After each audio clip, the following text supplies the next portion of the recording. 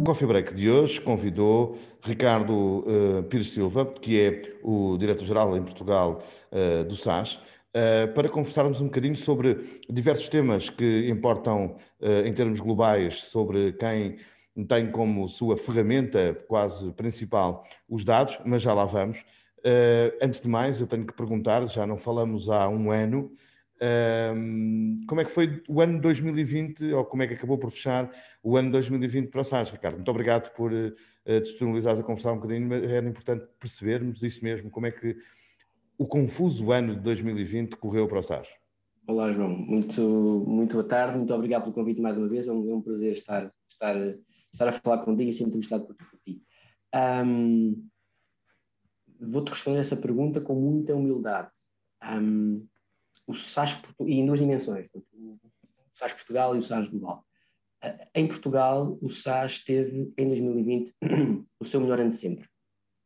E acho que é um mérito extraordinário das equipas locais, de todos os colegas, de todas as áreas da empresa. Acho que temos um esforço brutal e uma adaptação ao contexto forçado e iminente, sem aviso. É que nós em março fomos todos para casa, em março do ano passado, a 12 de março, e depois foi um ano de muitos desafios, de manter as pessoas unidas, mas no fim acho que fomos todos recompensados com um ano com os resultados de facto, que muitos nos orgulham e ficarão para a história, pelo menos até alguém os bater. Esperamos que sejamos nós outra vez este ano, mas com os melhores de sempre. A nível global, é importante realçar, pelo 44º ano consecutivo, o SAS voltou a ter resultados de rentabilidade positiva, o que é extraordinário para uma empresa com esta idade. Nós agora fazemos 45 anos, dia 1 de julho, que é menos de 2 semanas. Portanto, a empresa continua a ser rentável, foi muito desafiante a nível global. Houve vários setores que pararam, como tu sabes. E depois, outra métrica que também é muito importante para nós e temos medido com muito afinco, tem a ver com as novas ofertas de cloud, sobretudo que foram lançadas até durante o ano 2020, que estão com taxas de crescimento esmagadoras. E isso é um motivo de confiança e de orgulho e que demonstra mais uma vez esta capacidade do SAS, sendo uma empresa, entre aspas, antiga para o mercado IT, de se regenerar, de se rejuvenescer e de continuar muito relevante no mercado nacional e no mercado internacional. Obviamente que isto não seria possível sem os nossos clientes, em primeira mão, sem os nossos parceiros e, portanto, acho que também estamos todos muito agradecidos pelo voto de confiança que em 2020, apesar do contexto, apesar da pandemia, voltaram a demonstrar no SAS. Esses resultados que têm uma lógica que é a necessidade das empresas de se adaptarem, de facto o esforço da vossa equipa, sem lhe tirar mérito, não lhe quero tirar mérito nenhum, porque sem ter uma equipa focada não há vendas, mas o que é que mais procuraram os clientes? Ou seja, o que é que eles quiseram comprar? Qual é que foi a necessidade que o SAS mais sentiu nos seus clientes que viesse imediatamente refletir-se em resultados? Percebo a tua pseudo-provocação, mas infelizmente para nós o nosso ciclo de venda é muito longo. Ou seja, nós em 2020 basicamente tivemos o mérito de conseguir fechar muitas das coisas que tínhamos alavancado no final de 19 e em Q1 de 20. O nosso ciclo de vendas... Mais que uma provocação, a minha ideia aqui era saber exatamente o quê. Eu percebo, João. O que se fechou em 2020 foi, ou seja, foi um acelerar, foi uma necessidade, porque isto pode ter várias leituras, ou foi de facto as empresas, independentemente do 2020 e da pandemia, quiseram fechar o que já estava em plano. João, eu acho que, obviamente, estas coisas, quando tu trabalhas a este nível e quando tens um negócio na ordem dos muitos milhões, não há um só fator, há muitos fatores. Portanto, obviamente que houve orçamentos que estavam alocados e que tinham que ser executados. Há, obviamente, e o SAS trabalha muito na área regulatória, portanto, compliance, risco, fraude, combate à fraude, coisas que têm que ser feitas independentemente do contexto económico que estamos a viver. E isso explica grande parte do nosso sucesso, nomeadamente na área de banco e seguros. Houve, obviamente, projetos que ganhámos e que executámos, e quando eu digo que são os melhores resultados sempre em toda a linha, é software, é serviços, é renovações de software, em toda essa linha, que soubemos executar, que já vinha de trás, mas percebo isso que era uma pessoa da provocação, e estou a brincar contigo, percebo que houve, obviamente, há uma apetência neste momento de clientes que até agora estariam um pouco mais hesitantes em perceber o valor que a analítica tinha para tomarem boas decisões, e eu acho que a pandemia em 2020, e isso é um comentário que eu represento o SAS, mas todos os meus colegas das empresas da área de tecnologia acho que podem corroborar, acelerou a famosa transição digital. Eu pessoalmente não gosto muito do termo, mas a adoção digital, se vamos falar assim, a adoção digital, se calhar em vários anos, colapsada em poucos meses. E isso sim, isso ajudou estas indústrias todas. Muito bem. Avançando para 2021, uma pergunta que tenho que te fazer é que lá atrás, em 2020, conversámos sobre uma parceria que na altura e agora, com um foco grande, que é a parceria com a Microsoft. É possível fazer, ao final de um ano, um balanço sobre essa parceria intensa ou da forma como revelaram que foi feita com a Microsoft? Ainda ontem, ironicamente, tivemos um evento público em que estivemos a par com a Microsoft. Também é verdade e acho importante explicar às pessoas que te estão a ouvir, que ouvem o teu podcast, o contexto, o porquê que nós fizemos isso. E continuamos a competir com a Microsoft, né? Portanto, isso que fique claro, ainda ontem disse isso, nós estamos a competir, só que aprendemos a competir. Nós vivemos num ecossistema, como Darwin dizia, não são nem os mais fortes nem os mais inteligentes que sobrevivem, são aqueles que se adaptam. E o SAS elegeu, eu diria que no ano 2019, e peguei na analogia do Simon Sinek no livro do Jogo Infinito, elegeu os seus rivais dignos. E os seus rivais dignos são a cloud e a open source. E, portanto, iniciámos um trabalho que culminou em junho de 2020 com o anúncio público da nossa parceria com a Microsoft, de identificar esses nossos rivais dignos e perceber que são empresas, conceitos com os quais o SAS se deve comparar, deve melhorar, deve querer integrar no seu ecossistema. E apesar de, como eu referi, serem conceitos, empresas com as quais também competimos, o jogo não é um jogo de soma nula. Portanto, nós acreditamos verdadeiramente que os clientes querem ter escolha, e nós temos esta visão holística do que é o ecossistema que está à frente dos nossos clientes, e esta escolha acho que vai dar mais oportunidades para todos. Passado um ano, ainda ontem, o Millennium BCP, por exemplo, tornou público, falou público nesse evento sobre a parceria SAS com a Microsoft. Portanto, temos casos e referências públicas já muito relevantes, de marcas relevantes para o nosso país, no mundo do IT. Estão uma série de outros negócios em carteira. Obviamente que não é fácil, duas empresas da nossa dimensão, e ainda por cima, repito, porque há uma franja de mercado em que nós concorremos, de um dia para o outro começarem a colaborar, mas eu estou muitíssimo satisfeito, e Portugal tem sido, pelo menos dentro do SAS, usado várias vezes, isso é que a Microsoft também, Portugal tem sido usado várias vezes como exemplo de como é que se soube interpretar a parceria entre estas duas grandes organizações. Muito bem. Aliás, não seria de esperar outra coisa e dizendo e aproveitando um pouco das tuas palavras, é importantíssimo esta visão sobre o facto de as empresas trabalharem em conjunto e produzirem soluções em conjunto, independentemente de serem concorrentes, até porque, na minha opinião, se assim não for, se não fizerem, se não criarem soluções juntos, terão muito pouco tempo de vida no mercado. Mas isto é uma opinião a minha. Hoje em dia, sozinho, não se consegue chegar ao foco do nível de uma Microsoft ou de um SaaS. Mas, passando à frente, eu queria que me falasse um pouquinho agora de uma plataforma que, entretanto, vocês lançaram, que é uma plataforma cloud native, que é o SaaS Vaia. Esta plataforma tem tido acolhimento junto das empresas. Qual é o foco maior desta plataforma? A resposta é direta é sim à tua pergunta. Aliás, quando falei há pouco sobre 2020, que o crescimento tem sido esmagador nas áreas novas e de cloud que estávamos a olhar, estávamos especificamente a referir ao SaaS Vaia. O SaaS Vaia já agora para a tua audiência saber, é uma plataforma end-to-end, desde a captura e tratamento dos dados até à tomada final de decisões, portanto, com todo o ciclo analítico. O SaaS propõe-se a fazer todo o seu ciclo analítico em cima da plataforma SaaS Vaia. A plataforma é essa, Cloud Native, como mencionaste, e qual é que é o paradigma? As aplicações, até há poucos anos atrás, tinham muito uma loja de monolítica. Não é? Portanto, dentro da aplicação vivia todo o conceito da aplicação, configurações, etc. E nós passámos para uma lógica, o mercado passou para uma lógica de microserviços, de containers e depois de Kubernetes a gerir esses containers. É isso que o SaaS Vaia é.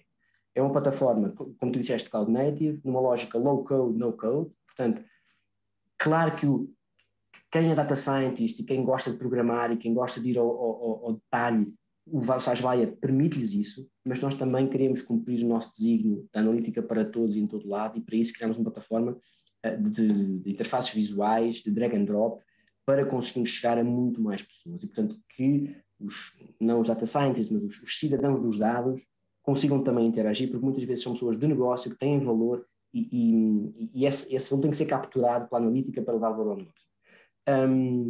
Por outro lado, esta revisão da arquitetura transformou a plataforma muito mais fácil de integrar com os serviços de cloud dos grandes providers.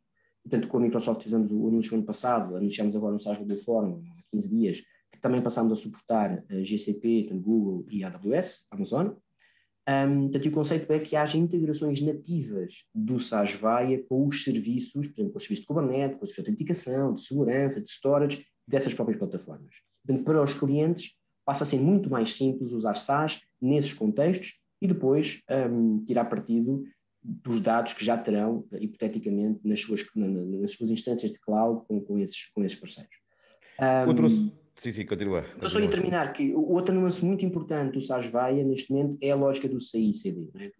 do Continuous Innovation, Continuous Delivery. Portanto, deixa de haver aquele conceito das versões que de X em X tempo têm uns grandes upgrades, há umas grandes migrações, e passam a ser updates contínuos, porque lá está, com a lógica dos containers, as configurações ficam fora, é muito mais fácil fazê-lo, e portanto acreditamos que para os clientes se manterem up-to-date com os últimos features que o SaaS vai continuar a lançar é mais simples, e depois a última parte, que é a parte que é sempre importante e relevante para os clientes, também simplificamos o nosso licenciamento para estar de acordo com esta elasticidade da cloud. Eu não posso ter um licenciamento baseado em coisas finitas, como por exemplo cores ou servidores, que eram coisas do antigamente, quando tenho esta lógica dos containers, uma coisa elástica, não é? Que eu ligo, executo e depois desligo, portanto, muito mais alinhada com aquilo que é o consumo de cloud, de IaaS, da cloud dos nossos clientes, e portanto essa foi outra área em que o SaaS se focou.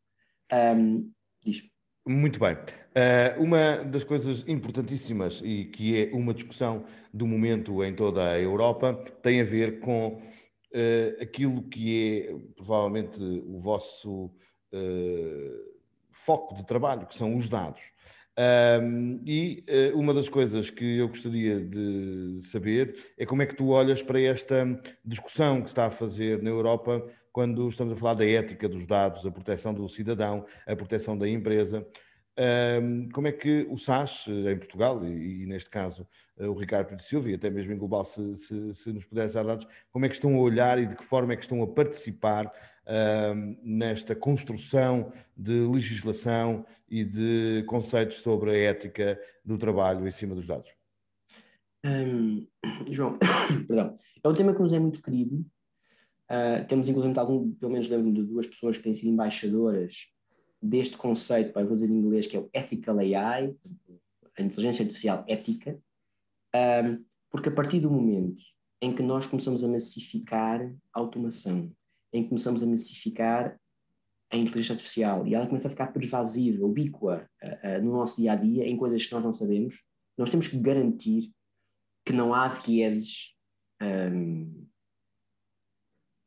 comportamentais, que não há vieses de xenofobia, que não há vieses desse tipo de informação que venham através dos dados e depois que a inteligência artificial pior. Não é?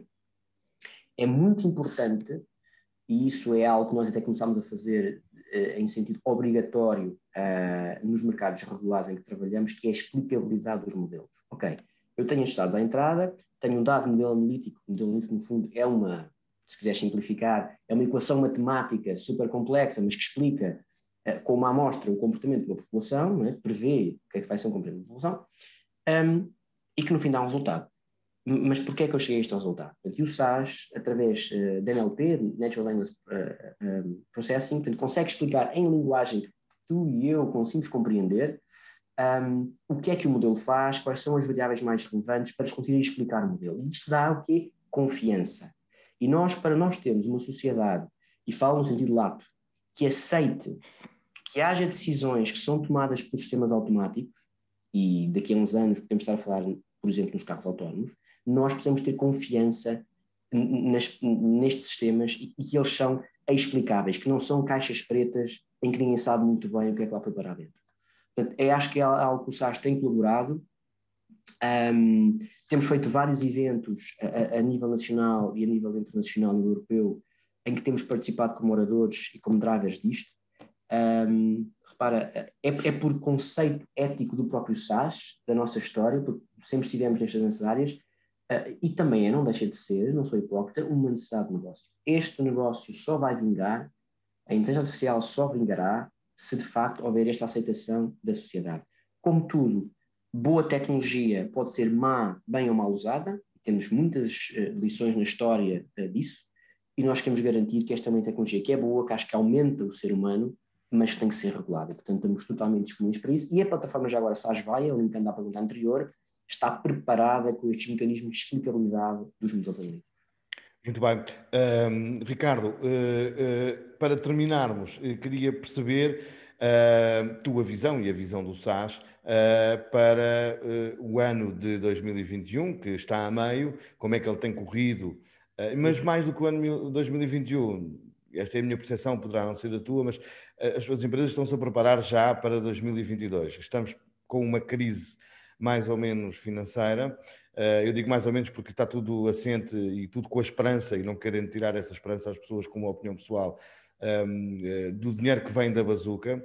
É natural que alguns organismos do Estado possam vir a gerar negócios na sua reformulação, mas isto seria outra conversa. O que eu queria perceber era como é que vocês neste momento olham para o mercado, como é que o mercado está a olhar para esta transformação digital que veio muito a correr, e se o negócio vai perdurar por 2022, esta transformação digital, ou a crise tem parado aqui um bocadinho alguns movimentos? Fizeste-me várias perguntas, mas eu vou tentar responder Sim. a todas de forma holística. Não é um olhar global com alguns focos para o mercado. Não olhando para nós e depois olhando para fora. SAS, o primeiro semestre tem que ser foi positivo, está a terminar, vamos cumprir os números. Obviamente que o desconfinamento no quadrimestre pôs on hold vários projetos que estávamos muito confiantes que iam fechar até junho, porque o final do ano passado tinha sido muito positivo para nós, e por isso resta-me acreditar profundamente que temos um segundo semestre muitíssimo animado.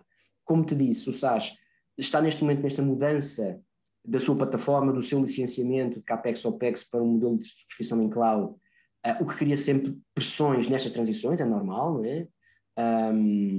Mas em todo o caso a aceitação dos clientes da nossa tecnologia e a experiência disso temos feito com Microsoft, com Open Source, etc., dão-nos essa crença positiva de que estamos bem alinhados com um plano positivo. Olhando para fora, olhando para a economia e olhando para a frente.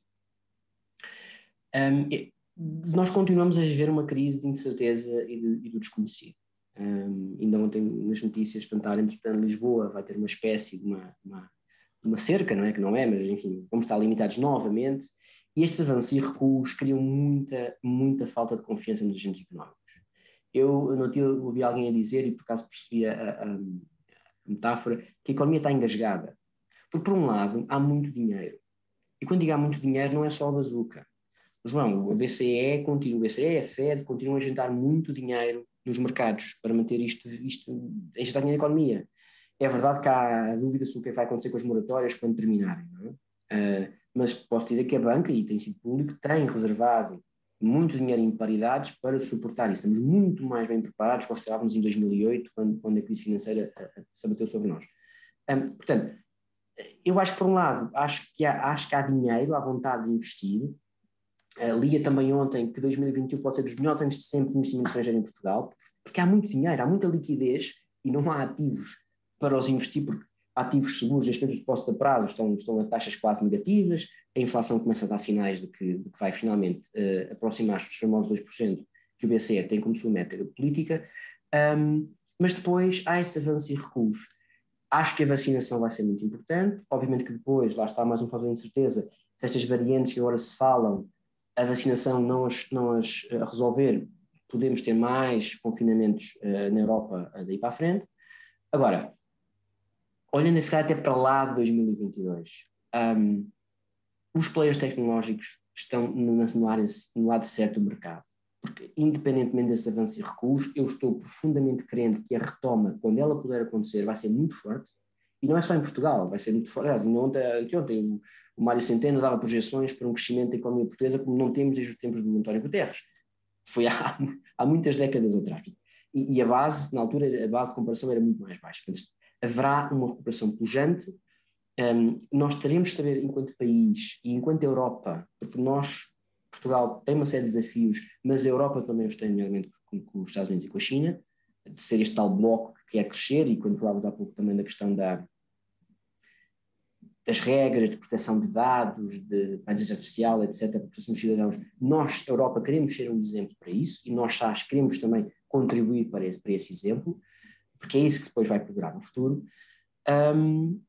Mas há esta dúvida, quando é que essa retoma acontecerá?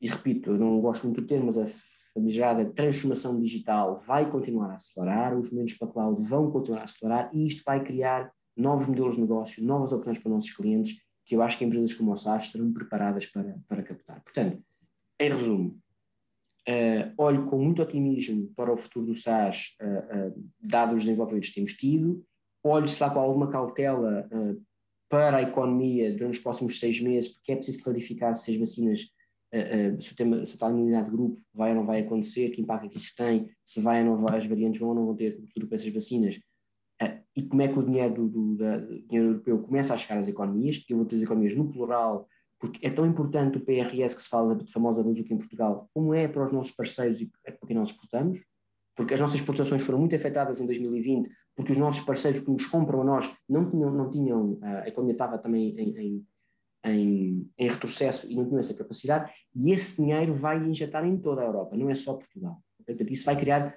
bons mecanismos, e eu acho que, mais uma vez, ao contrário de 2011, o nosso tecido empresarial está muito mais bem preparado para encarar estas oportunidades de exportação de produtos, de bens e de serviços, e eu quero acreditar que isso vai criar uma dinâmica muito positiva nos players tecnológicos em Portugal, e do qual espero que o SAIS saiba aproveitar. Uma pergunta. O vosso negócio, e é conhecido, o vosso negócio, quando digo o vosso negócio SAS, é muito assente na banca e nos seguros. Esta continua a ser um foco principal, ou há outras áreas que começam a ganhar espaço? Sabes que parte da explicação do excelente ano que nós tivemos em 2020 explica-se com isso. Nós tivemos um crescimento ligeiro na parte de banco e seguros, e quase todo o nosso crescimento no ano passado em Portugal veio das áreas novas. Tivemos os melhores anos de sempre no setor público e nas utilities, apesar de não ser quase impossível visitar novos clientes, o que já é difícil visitar clientes que nos conhecem por este meio, como tu me estás a entrevistar agora, ainda mais imaginam os novos, que não nos conhecem de lado nenhum, e ainda assim, nós só na área de indústria e retalho, que eram as áreas de aposta que nós temos no ano passado, eu disse isso na outra entrevista, fechámos 5 novos clientes, 5 mil logos. Para nós foi, à escala do que é o negócio do SaaS e da quantidade de clientes que temos, muito relevante. Obviamente que o que nos dá a endurance continua a ser banco e seguros. O que eu acho mais relevante da nossa sustentabilidade em termos financeiros nesses mercados é que não tem havido muita regulação nova nos últimos anos. Portanto, o último ciclo foi agora o IFRS17 na área de seguros, mas não tem havido muita coisa nova, até porque os reguladores têm tirado um bocadinho a pressão de cima dos clientes, porque já bastava todo o contexto macroeconómico que estávamos a viver e de saúde pública, e mantivemos essa resiliência. Mas continuamos a acreditar que o nosso grande espaço de crescimento virá de setores não tradicionais, até porque, como acho que o mercado reconhece, nós não temos bancos e seguradoras a crescer aí na esquina todos os dias. Aliás, se fala que haverá um movimento de consolidação neste mercado em Portugal nos próximos anos. Muito bem, Ricardo. Muito obrigado por disponibilizares este tempo connosco. É sempre uma exigência da redação falar com o Ricardo pelo seu conhecimento e pela forma abrangente como fala e descomprometida do mercado. Muito obrigado mais uma vez Eu agradeço, João. e até uma próxima oportunidade. Muito obrigado, João. Tá bem?